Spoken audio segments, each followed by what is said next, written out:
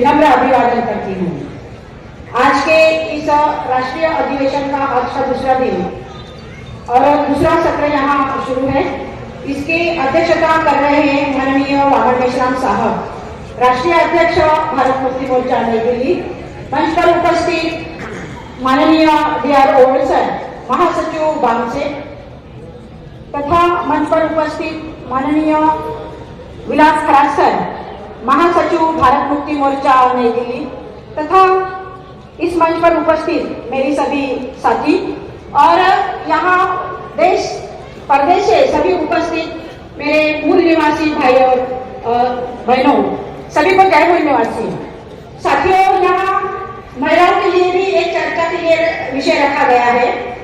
संविधान द्वारा प्राप्त मौलिक अधिकारों को बचाने के लिए महिलाओं का राष्ट्रीय स्तर का संगठन होना जरूरी है। साथियों, इस देश में मनुवादी ब्राह्मणवादी व्यवस्था ने यहाँ की मूल निवासी क्षुद्र और महिलाओं के साथ बहुत बड़ा षड्यंत्र किया है। यूरेशिया से आक्रमणकारी आर्य यानी आज के ब्राह्मण भारत में आए और यहाँ की मूल निवासी जनता को, यहाँ के प्रजा को क्षुद्र घोषित करके सभी अधिकारों से वंचित कर दिया। हम अपने मोबाइल से नहीं चलाएंगे। शिक्षा के अधिकार से, संपत्ति धारण करने के अधिकार से, शस्त्र धारण करने के अधिकार से, सभी अधिकार से वंचित कर दिया। इतना ही नहीं, महिला को जानवर से ज्यादा और कुछ नहीं समझा। महिलाओं को मारना चाहिए, पीटना चाहिए, इस तरह से लिखा गया मनुस्मृति में। मनुस्मृति में पिता रक्षति कौमारे, भर्ता रक्षति यौवने, रक्षक की स्थाविरे पुत्र, न स्त्री स्वातंत्र्य आवृत्ति। महिलाओं को स्वतंत्रता नहीं देनी चाहिए। बचपन में उसने पिता के नियंत्रण में रहना चाहिए, जवानी में अपने पति के नियंत्रण में रहना चाहिए, बुढ़ापे में बेटे और बुढ़ापे में अपने बेटे के नियंत्रण में रहना चाहिए। इस तरह से बेतुकी बातें वहां लिखी गई और महिला गुलाम हो गई।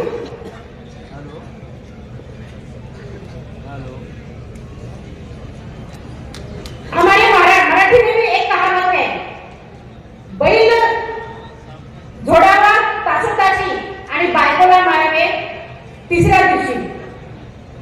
इस तरह से कहावत भी तैयार हो गई है, तो हम राष्ट्रीय मूल्य निवासी महिला संघ उसको जिंदा जला देते हैं।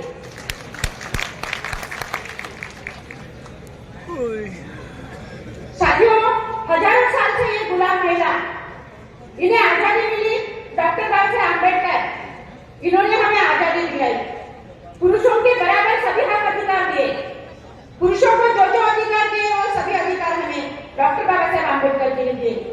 शिक्षा का अधिकार, नौकरी करने का अधिकार, मतलब संपत्ति धारण करने का अधिकार, वोटिंग का अधिकार, हर अधिकार डॉक्टर बाबा साहब ने हमें दिए। इसीलिए महिला आज हम देखते हैं प्रोफेसर बनी, वकील बनी, इंजीनियर बनी, डॉक्टर बनी, पायलट बनी। इतना ही नहीं, गांव की सरपंच से लेकर राष्ट्रपति तक महिला आज हम देखते हैं। मगर आज शासक जाति जो है मनुस्मृति के द्वारा, LPG के द्वारा, निजीकरण के द्वारा यहाँ और मनुस्मृति लागू की गई है। कांग्रेस और बीजेपी ने मिलकर 1990 में यहाँ नया आर्थिक धोरण लाया, न्यू इकोनॉमिक पॉलिसी यहाँ लागू की। एक कानून उन्होंने बनाया, लिबरलाइजेशन, ग्लोबलाइजेशन और प्राइवेटाइजेशन। निजीकरण के माध्यम से KG1 से PG तक हमारे बच्चों की शिक्षा महंगी कर दी, यानी हमारी शिक्षा, हमारे बच्चों की शिक्षा, SC ST OBC के बच्चों की शिक्षा खत्म कर दी। जिस देश में 83 करोड़ जनता आज भूखमरी के कगार पे है, वो क्या जिनका उत्पन्न 6 रुपए से 20 रुपए तक है, वो क्या अपने बच्चों को शिक्षा दे पाएंगे? बिल्कुल नहीं। इस तरह से हमारी शिक्षा खत्म करने का षड्यंत्र बनाया गया है और डेली कई सारी सरकारी कंपनियों का निजीकरण किया जा रहा है। निजीकरण के माध्यम से नौकरियां खत्म की जा रही है। हमारा आरक्षण खत्म किया जा रहा है। आरक्षण यानी भीख नहीं है, आरक्षण यानी प्रतिनिधित्व है। अगर प्रतिनिधित्व है तो लोकतंत्र है, प्रतिनिधित्व लोकतंत्र का प्राण है। अगर प्रतिनिधित्व ही नहीं है तो लोकतंत्र नहीं है। इस तरह से लोकतंत्र का खत्म किया जा रहा है। ढेर सारी कंपनियां मोहन भागवत ने लॉकडाउन के आड़ में पूंजीपतियों को बेच दी गई है।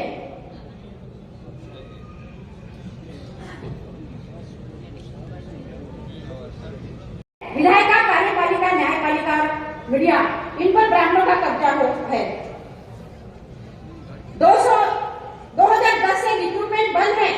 किसी डिपार्टमेंट की एग्जाम ली भी जाती है तो बाद में कैंसिल कर दी जाती है ताकि हमारे बच्चे नौकरी पर न लगे और अच्छा जीवन व्यतीत न कर पाए। साथियों, आज एयर इंडिया बेची गई, रेलवे बेची गई, एयरपोर्ट बेचे गए, एमएसएमई बेची गई, बीएसएनएल बेचे गए। आज एमएसएमई के कर्मचारी रास्ते पर है, आंदोलन कर रहे हैं। जिस मुर्गे का नंबर आता है वही चिल्लाता है, मगर सब मुर्गे आज कटघरे में आए हैं तो उनका सभी का हलाल होना तय है, उनका सभी का मरना तय है। तो हम क्यों न एक साथ ताकत हमारी आजमाते हैं। अब इसमें महिलाओं का रोल क्या है? साथियों, ये जो आज षड्यंत्र हमारे विरोध में किया जा रहा है, हमारे बच्चों के, हमारे भाई के विरोध में किया जा रहा है, महिलाओं के विरोध में किया जा रहा है, इसमें हमारी महिलाओं का क्या रोल है? ये बहुजन समाज हमारी कोई बेटी है, बेटा है, भाई है, पति है, पिता है, यह संकट में आए हैं। इनके अधिकार बचाने के लिए महिलाओं को आगे आना होगा। नेशनल लेवल का, राष्ट्रीय स्तर का संगठन बनाना होगा। जो नॉन एम्प्लॉय महिलाएं हैं वो फील्ड में काम कर सकती है और जो एम्प्लॉय महिला है बैकअप में रहकर वो जो आंदोलन को जो जरूरत है वो पूरी कर सकती है। मुझे लगता है कि आप दिल्ली दूर नहीं है। माननीय मेश्राम साहब और उनके साथ जो सीनियर लोग है, जैसे ओल्ड सर है, विलास खराज सर है, इन लोगों ने अपना पूरा जीवन समर्पित करके संगठन को यहाँ तक लाया है। पूरे भारत देश में आज संगठन, वामसिक संगठन एस्टैब्लिश किया है। बस हमें थोड़ा धक्का देना है, 2-4 साल, 5 साल हमें धक्का देना है, जीत हमारी है। सदियों की गुलामी नष्ट हो सकती है, हम जरूर आजाद हो सकते हैं और आने वाली पीढ़ियां हमारी राज करेंगी। अब तुम्हें डिसाइड करना है, गुलामी स्वीकार करना है या लड़ना है या इतिहास निर्माण करना है। साथियों, हमें नेतृत्व करने का माननीय वामन मेश्राम साहब ने बहुत बड़ा मौका दिया है। इस समाज की आवाज बनने का, इस समाज का नेतृत्व करने का महिलाओं को बहुत बड़ा मौका दिया है। आप लोगों ने ये समझ लेना चाहिए और आगे आना चाहिए। हम लोगों ने देखा नागपुर में महिला कहीं पर भी कभी कम नहीं थी, बहुत बढ़िया तरीके से उन्होंने नेतृत्व किया और मुझे मेरे साथियों पर नाज और फक्र भी है जिस तरह से उन्होंने भूमिका उनकी अदा की है। इसी तरह से ईवीएम के विरोध में भी हमें आंदोलन करना पड़ेगा। इसके लिए राष्ट्रीय स्तर का संगठन हमें बनाना होगा। इस अधिवेशन के बाद हम हर जिले में, हर तहसील में, हर गांव में, हर बूथ में महिलाओं का संगठन खड़ा करने के लिए काम करेंगे।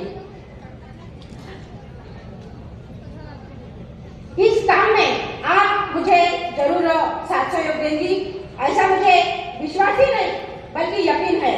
और इस राष्ट्रीय अधिवेशन के लिए जो महिलाओं ने उनका टारगेट पार करके, जो 15 लाख का टारगेट था वो पार करके 20 लाख उन्होंने फंडिंग किया, उसके लिए सभी महिलाओं का मैं हार्दिक अभिनंदन करती हूँ, कांग्रेचुलेशन देती हूँ।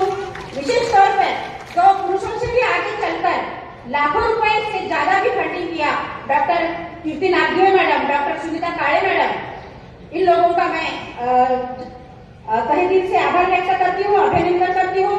और वास्तव में एक मैं आखिर में बताना चाहती हूँ साथियों, जो लोग चले गए हैं, जो 0.00 थे, उनके जाने से फंडिंग पर कुछ भी फर्क नहीं पड़ा, ये वास्तव में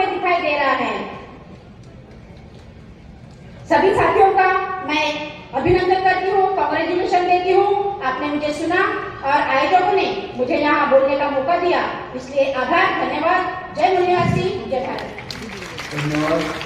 साथियों को जय मूल निवासी। मंच पर उपस्थित सभी सम्माननीय मान्यवर गणों को मेरा जय मूल निवासी।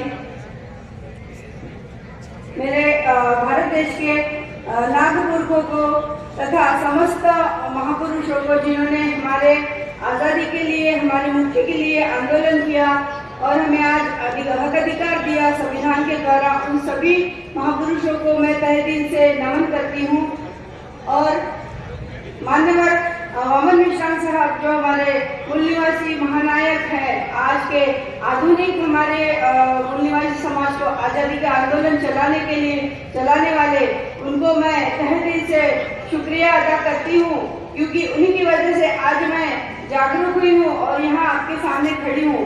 मैं बानसेब के राष्ट्रीय अधिवेशन में पहली बार हाजिर हुई हूँ।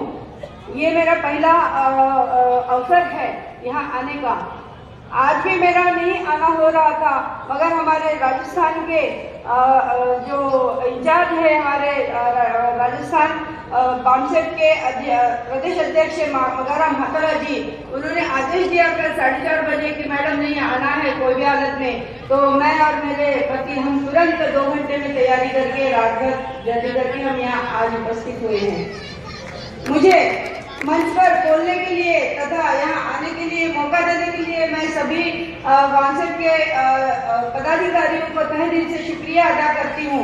साथियों, मैं जब बचपन में छोटी थी तब मैं स्कूल जाती थी, पैदल जाती थी और स्कूल में जाते वक्त मैंने आज ये बानसेब का जो आंदोलन, जो बानसेब ये नाम है, मेरी एक आदत थी, मैं पढ़ाकू थी, मैं कभी भी इधर उधर नहीं देखती थी। जो भी रास्ते में जो भी बोर्ड लगे होते थे उनको मैं देखते जाती थी और पढ़ते जाती थी, पढ़कर जाती थी, हमेशा पढ़ती थी। मैं बाकी से थोड़ा सा अलग थी। मैं जो वॉल पेंटिंग होती थी उसमें मैं नीले बड़े बड़े अक्षरों में देखती थी, चलो बानसेब अधिवेशन, चलो बानसेब अधिवेशन।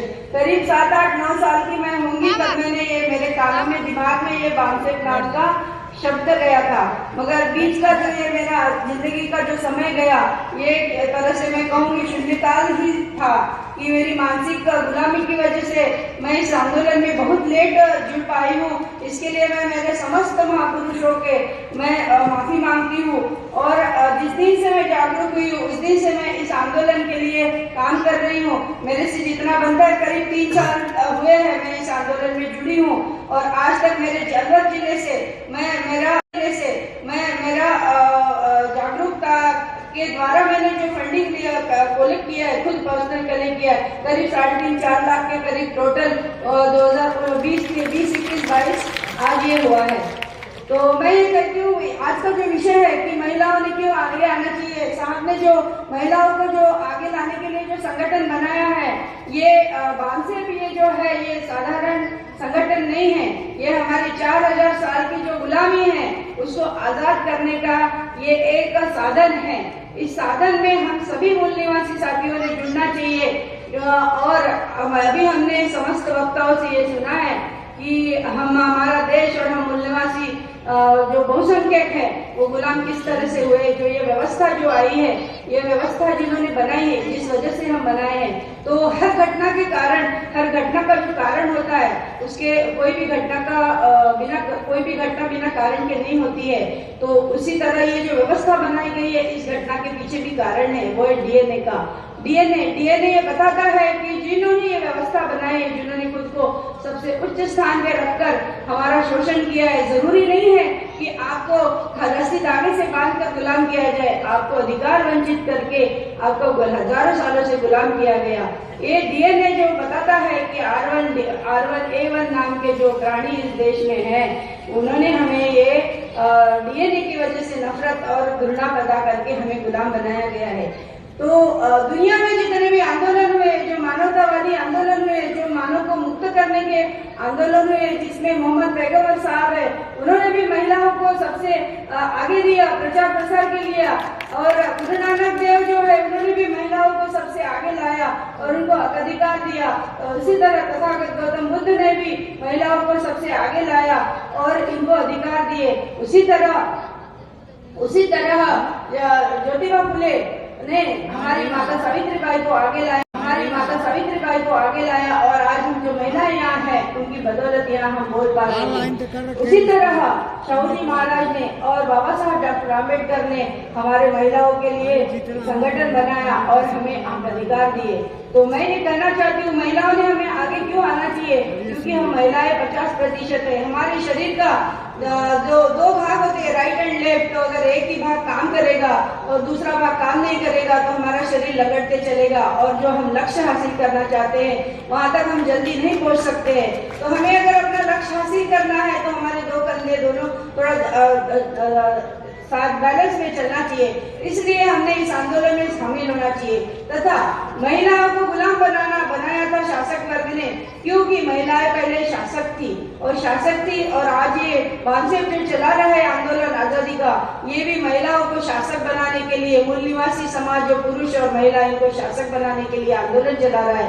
आजादी का आंदोलन है हमारे, जिस संविधान ने हमें आजाद किया, उस संविधान को ही आज गुलाम बना दिया गया है। हमारे हक अधिकार छीन लिए गए हैं और हमारी महिलाएं और पुरुष हमारे कई जो जागरूक नहीं है वो घर में बैठे हैं। तो हमने यहाँ पे जितने भी उपस्थित है हर समय ये जागरूकता का कार्यक्रम करना चाहिए कि मन मस्तिष्क को मुक्त किए बिना कोई भी शासक नहीं बन सकता है, जो कि हमारे मूल निवासी महानायक बताते हैं।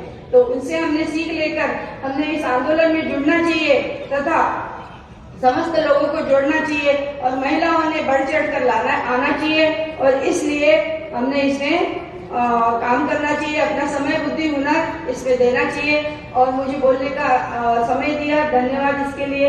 आपको सभी को जय मूल निवासी। Thank you. हेलो, धन्यवाद डॉक्टर कीर्ति दास मैडम। साथियों